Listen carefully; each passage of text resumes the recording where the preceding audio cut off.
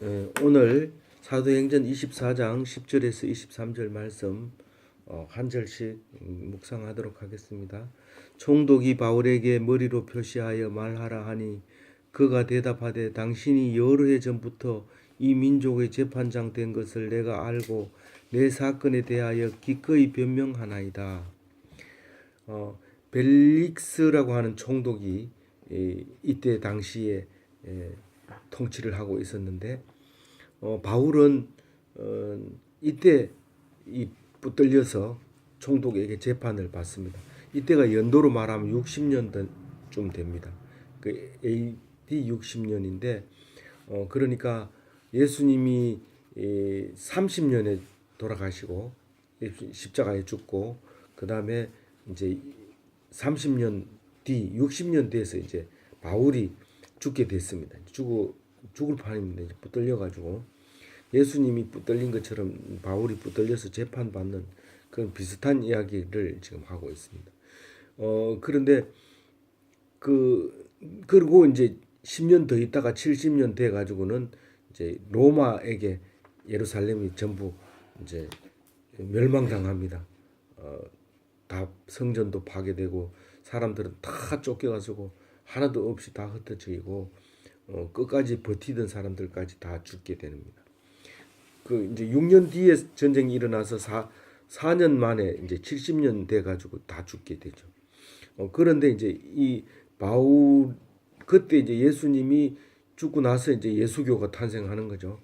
그런데 예수교라고 이름 붙인 거는 아주 나중에 우리나라에 들어와서 예수교라고 하지만 그때 당시에는 그리스도인이라 해가지고 이 바울 때부터 이제 그리스도인이라고 얘기를 했어요.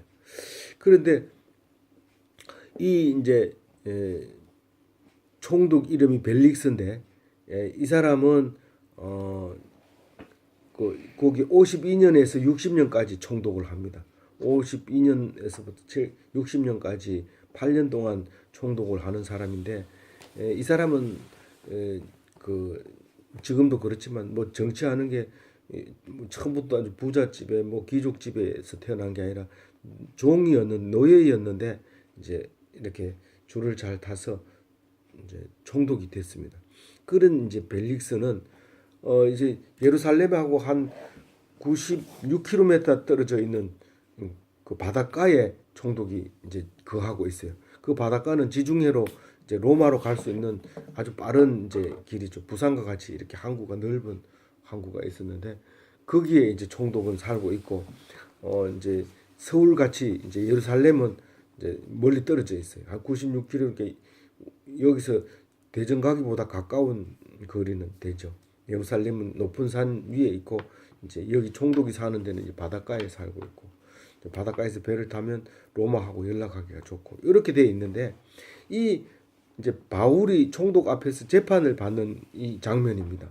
어떻게 바울이 총독 앞에서 재판을 받느냐 하면 이제 우리가 바울이 전도 여행을 열심히 다녔어요. 이제 예수님이 돌아가시고 예수 믿는 사람 죽이고 이러다가 그만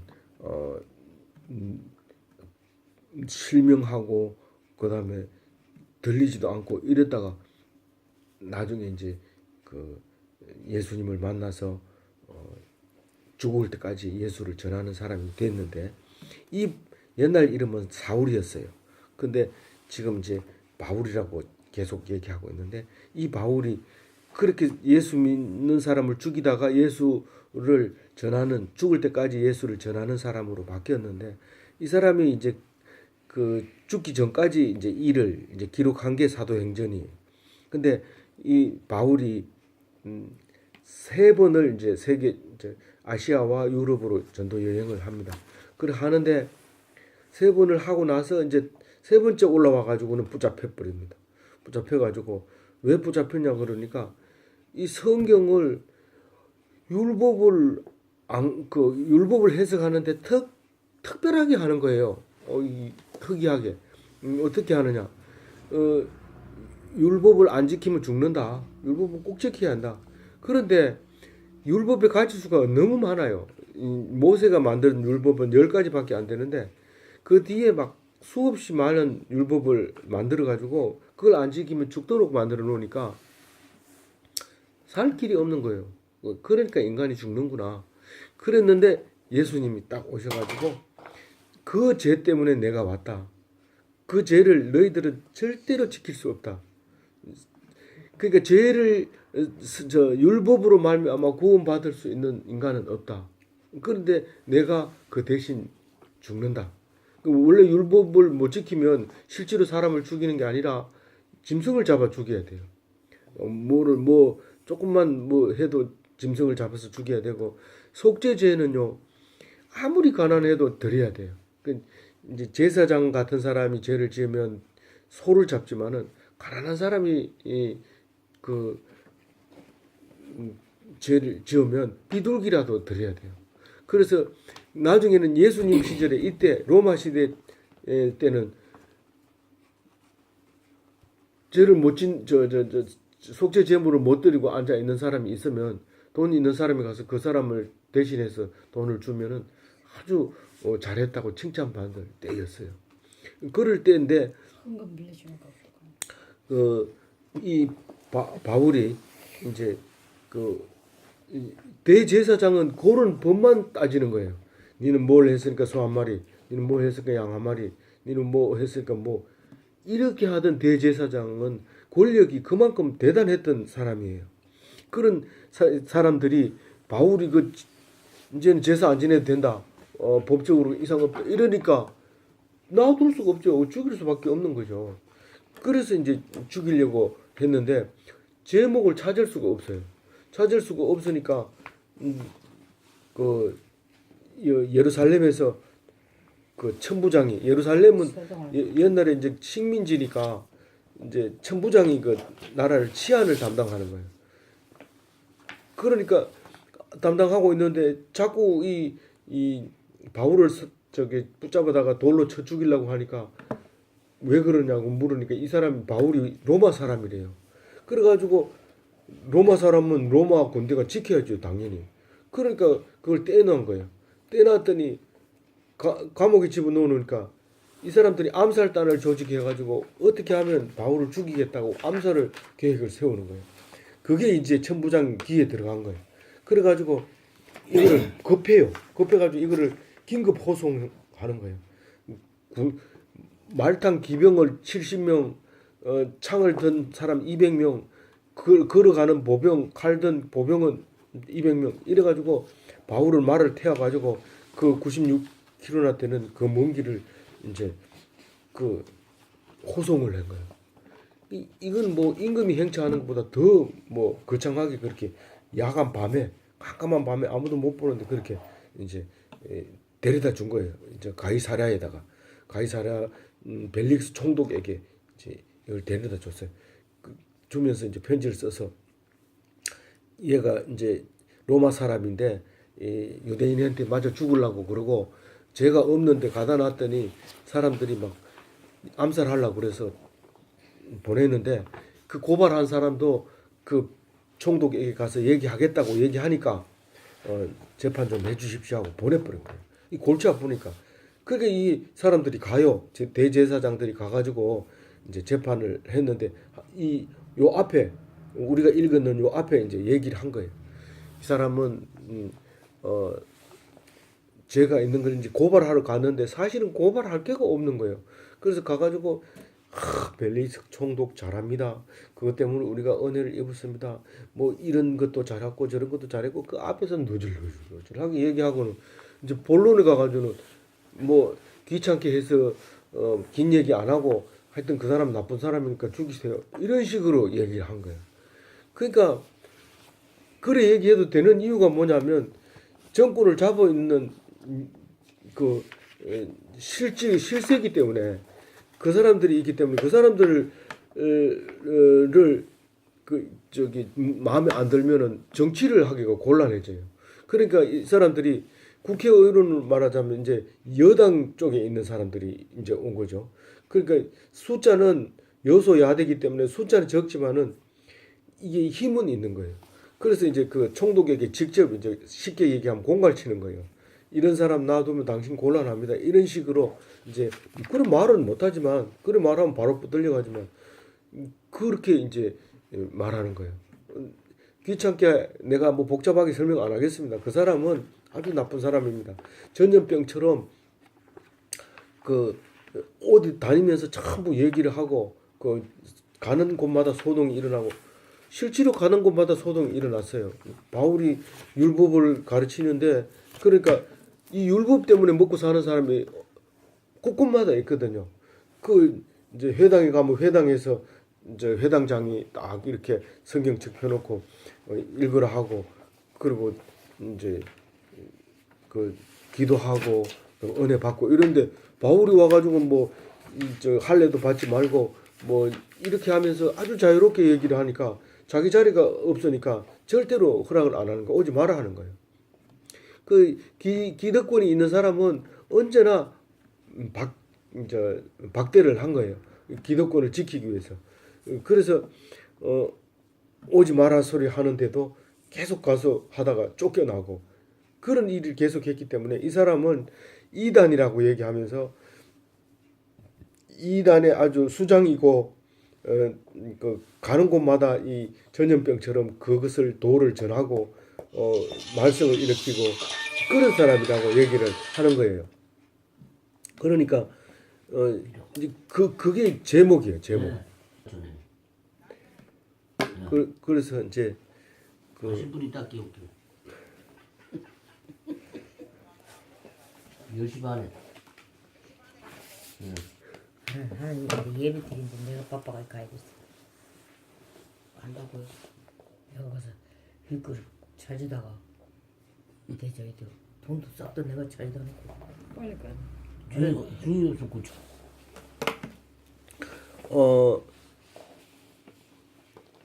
그래서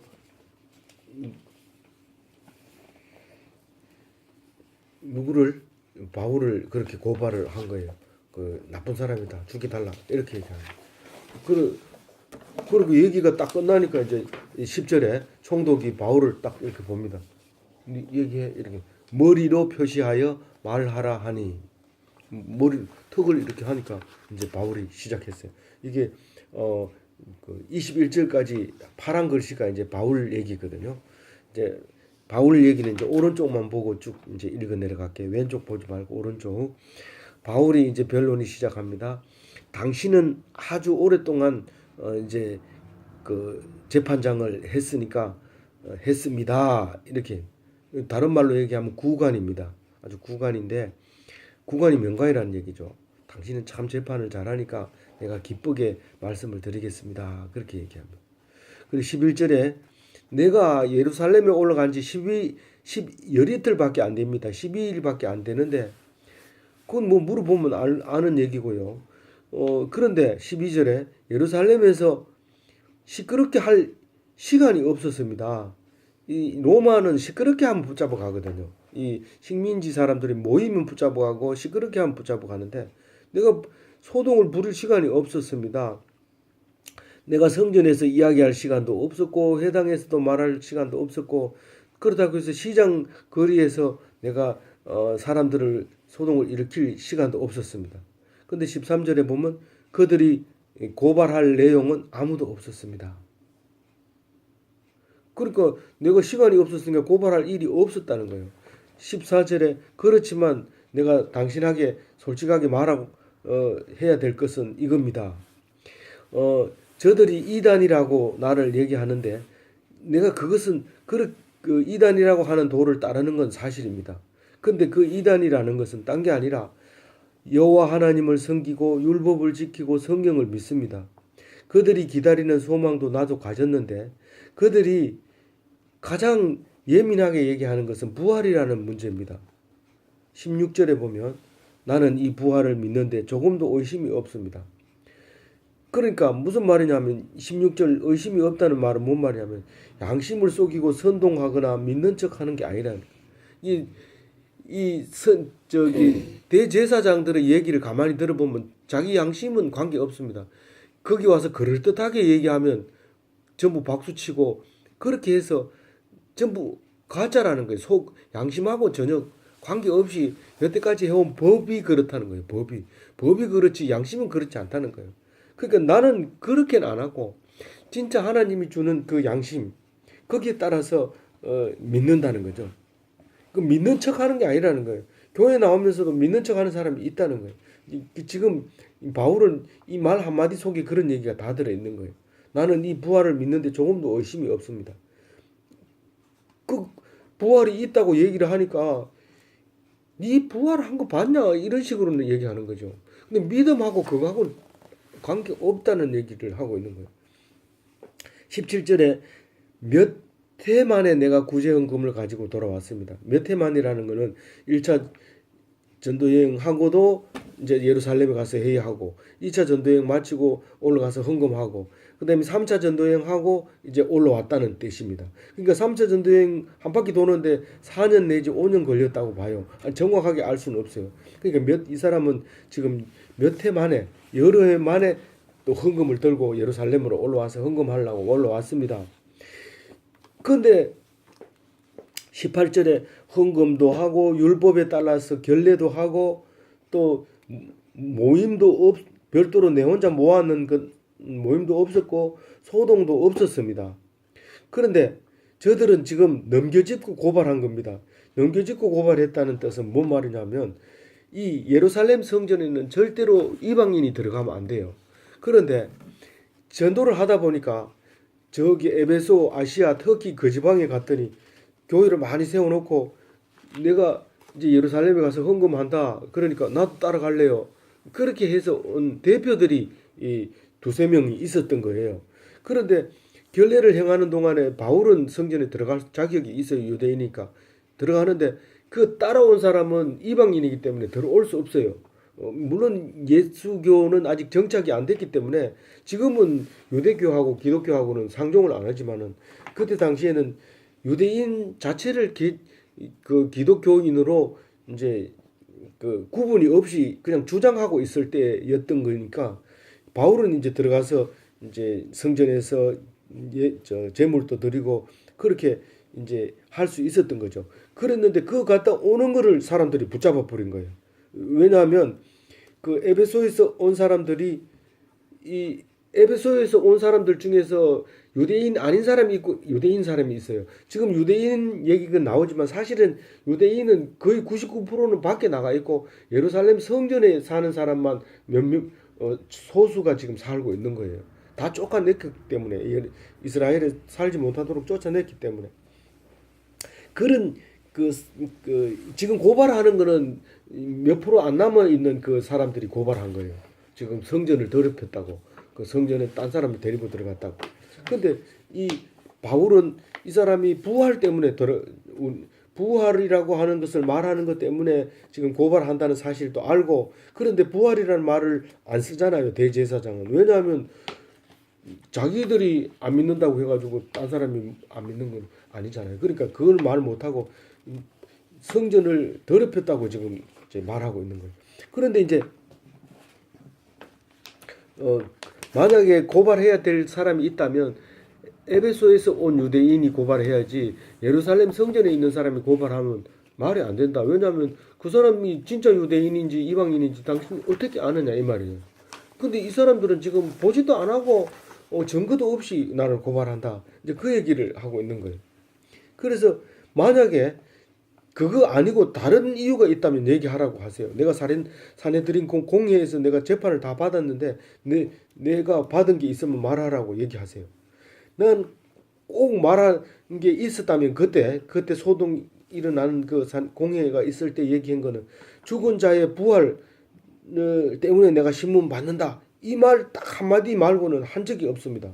이렇게 얘기를 합니다. 그러니까 22절에 벨릭스가 판결을 안 내리고 유보합니다. 내가 다음번에 천부장 루시아가 오거든 내가 물어보고 판결 내릴게. 이러고 감옥에 넣어버리고 너들은 예루살렘으로 다시 가라. 보내버립니다. 이 판사들은 재판을 간다고 금방 안 내려줍니다. 절대로. 그건 내리는 순간 누구 둘 중에 하나에게 원망을 듣거든요. 그렇기 때문에 그 판결을 보유하는 것도 유보하면 누구한테서 뇌물을 받기도 좋거든요.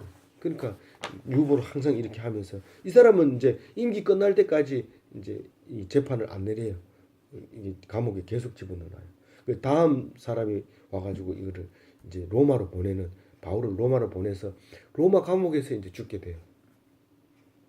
제일 마지막 23절 같이 읽고 마칠게요. 백부장에게 명하여 바울을 지키되 자유를 주고 그의 친구들이 그를 돌보아 주는 것을 금하지 말라 하니라. 이 겉보기에는 감옥에 사는 것 같지만 사실은 바울을 철저하게 죽이지 못하도록 경비하고 또 자유를 줬어요. 마음대로 뭐 어디를 할 수 있도록. 그리고 친구들이 바울을 도와주러 오면 안 돼. 그 사람은 죄수야. 이렇게 말하지 말라는 거예요. 그럼 거꾸로 얘기하면 뭐예요? 왕같이 사는 거예요. 사실은. 왕이 경비가 있어야 되고 자유롭고 또 누구를 부르면 언제든지 오고 그러잖아요. 그보다 더 큰 왕이 어디 있어요? 그렇다고 해서 또 나라를 정치하는데 골치가 아파요. 골치 아프지 않는 왕으로 살고 있어요. 우리가 죄를 지으면 죽을 것 같지만 하나님이 하나님 편에 서기만 하면 도와주신다. 그래서 예수 믿는 사람에게는 큰 힘이 되고 능력이 되는 하나님이 계신다 하는 것을 믿고 기죽지 말고 힘 잃지 말고 당당하게 용감하게 두렵지 않게 살아가는 기독교인 되시기 바랍니다. 아멘.